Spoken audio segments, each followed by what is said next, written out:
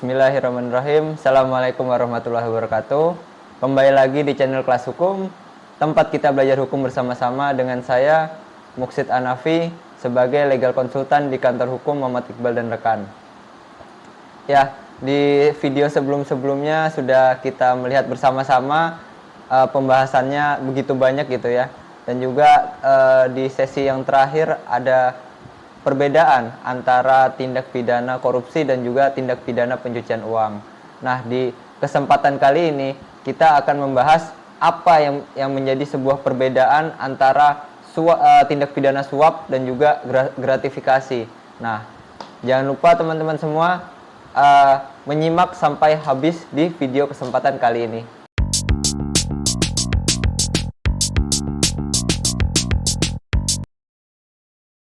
Di Indonesia, terkhususnya di Indonesia sendiri, bukanlah hal yang asing lagi mengenai suap, menyuap, dan juga gratifikasi.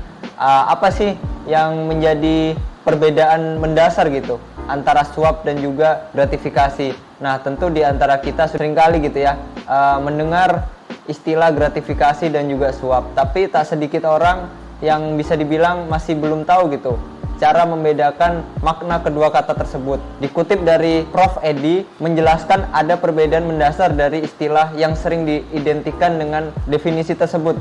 Dalam bahasa undang-undang, bunyinya itu seperti ini. Setiap gratifikasi dianggap suap.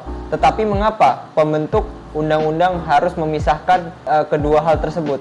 Karena ada perbedaan prinsip antara gratifikasi dan juga suap.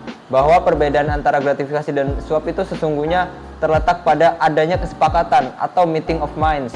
Kalau suap ada meeting of minds, ada kesepakatan, tapi kalau gratifikasi without meeting of minds atau tidak adanya kesepakatan.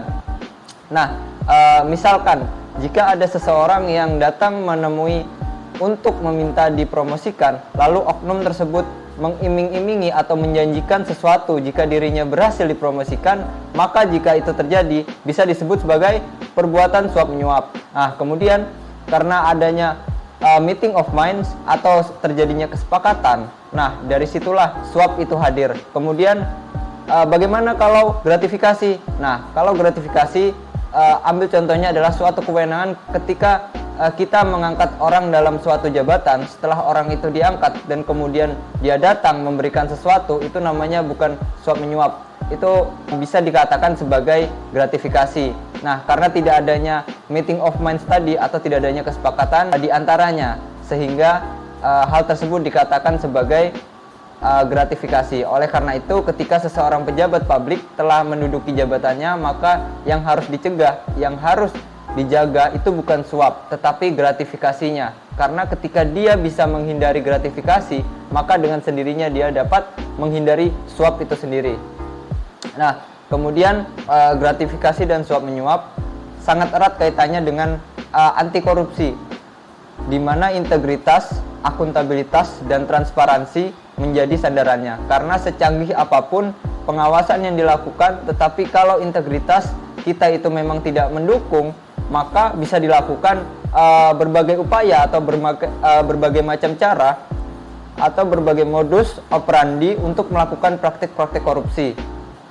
Nah, itulah yang harus dicegah dari kekuasaan atau kewenangan yang dimiliki di setiap periodenya gitu ya, di masa kepemimpinan siapapun itu pemimpinnya. Baru-baru ini terungkap bahwa Muhammad Nurdin Abdullah, Gubernur Provinsi Sulawesi Selatan, yang saat ini statusnya adalah nonaktif, didakwa atas penerimaan gratifikasi dan suap dengan total 12 miliar rupiah. Gratifikasi dan suap menyuap yang dilakukan oleh Muhammad Nurdin tersebut termasuk salah satu jenis dari korupsi, yang apabila dilihat dari unsur-unsur korupsi disebutkan jika perbuatan tersebut dapat merugikan keuangan negara atau perekonomian negara. Lalu apakah yang dimaksud dengan suap dan juga gratifikasi?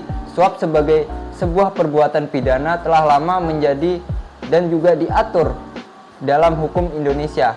Awalnya diatur dalam pasal 209 KUHP yang mengatur kriminalisasi terhadap tindak pidana suap terkait penyuapan aktif, kemudian terhadap pegawai negeri. Sementara itu, dalam pasal 419 KUHP diatur mengenai penyuapan pasif, dan ketentuan pasal 210 KUHP mengatur soal penyuapan terhadap hakim dan penasehat di pengadilan dan diancam pidana olehnya pasal 420 KUHP. Nah, keempat, pasal tersebut kemudian dinyatakan sebagai bagian dari tindak pidana korupsi melalui Undang-Undang Nomor 31 Tahun 1999 Junto Undang-Undang Nomor 20 Tahun 2001 yang dimana kriminalisasi suap juga dapat ditemui pada pasal 5 ayat 1 Undang-Undang Nomor 31 Tahun 1999 Junto Undang-Undang Nomor 20 Tahun 2001, yaitu dipidana dengan pidana penjara paling singkat 1 tahun dan paling lama 5 tahun atau pidana denda paling sedikit 50 juta rupiah dan paling banyak 250 juta rupiah. Setiap orang memberi atau menjanjikan sesuatu kepada pegawai negeri atau penyelenggara negara dengan maksud supaya pegawai negeri atau penyelenggara negara tersebut berbuat atau tidak berbuat sesuatu dalam jabatannya yang bertentangan dengan kewajibannya atau memberi sesuatu kepada pegawai negeri atau penyelenggara negara karena dapat dikatakan adanya hubungan gitu ya dengan sesuatu yang bertentangan dengan kewajiban dilakukan atau tidak dilakukan dalam jabatannya. Dan pada ayat 2 dijelaskan bagi pegawai negeri atau penyelenggara negara yang menerima pemberian atau janji sebagaimana dimaksud dalam ayat 1 huruf A atau huruf B dipidana dengan pidana sama sebagaimana dimaksud dalam ayat 1. Selain regulasi tersebut, suap juga diatur dalam beberapa peraturan lainnya, yaitu menyangkut kepentingan umum baik aktif maupun pasif. Selain itu dikriminalisasikan melalui Undang-Undang Nomor 11 Tahun 1980 tentang suap di lingkungan perbankan diatur dalam Undang-Undang Nomor 10 Tahun 1998 tentang suap dalam pemilu. Money politik diatur dalam Undang-Undang Nomor 12 Tahun 2003 dan Undang-Undang Nomor 23 Tahun 2003. Begitu pula dalam Undang-Undang Nomor 32 Tahun 2004 sepanjang berkaitan dengan pemilihan kepala daerah.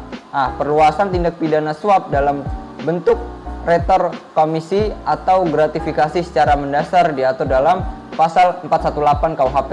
Lalu diatur lebih lanjut pada Undang-Undang Nomor 31 Tahun 1999 Junto Undang-Undang Nomor 20 Tahun 2001, khususnya pada pasal 12B, yaitu setiap gratifikasi kepada pegawai negeri atau penyelenggara negara dianggap pemberi suap apabila berhubungan dengan jabatannya dan berlawanan dengan kewajiban atau tugasnya dengan ketentuan sebagaimana di poin A yang nilainya adalah 10 juta rupiah atau lebih, pembuktian bahwa gratifikasi tersebut bukan merupakan suap dilakukan oleh penerima gratifikasi. Kemudian di poin B yang nilainya kurang dari 10 juta rupiah, pembuktiannya bahwa gratifikasi tersebut dapat dikatakan suap dilakukan oleh penuntut umum. Kemudian dapat diartikan gratifikasi juga diatur di Peraturan KPK Nomor 2 Tahun 2019 tentang pelaporan gratifikasi pada pasal 1, yaitu pemberian dalam arti luas meliputi uang, barang,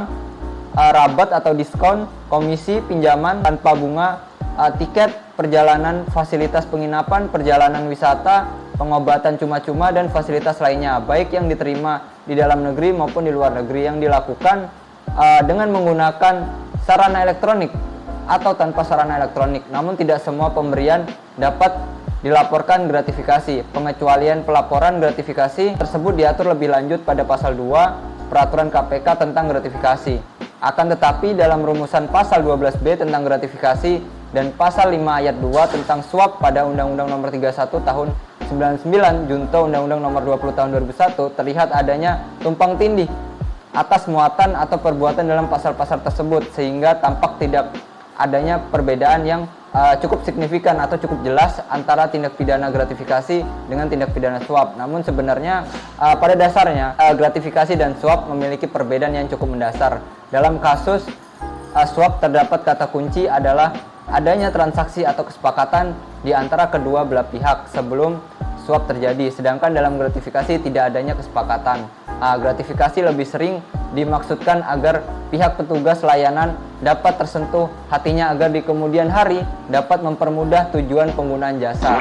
Nah, dari hal tersebutlah tidak diungkapkan pada saat pemberian terjadi. Nah, pada gratifikasi belum ada niat jahat atau mensrea pihak penerima pada saat uang atau barang diterima. Niat jahat dinilai ada ketika gratifikasi tersebut tidak dilaporkan dalam jangka waktu selama 30 hari kerja, sehingga setelah melewati waktu tersebut dianggap suap sampai dibuktikan sebaliknya. Sedangkan pada ketentuan tentang suap, pihak penerima telah mempunyai niat jahat pada saat uang atau barang diterima. Sebagai disclaimer, video edukasi ini kami buat semata-mata agar teman kelas hukum dapat memahami perbedaan mendasar gitu antara tindak pidana suap dan juga tindak pidana pencucian uang. Jadi tetap nantikan video edukasi lainnya di channel kelas hukum. Sekian edukasi singkat pada kali ini. Terima kasih. Wassalamualaikum.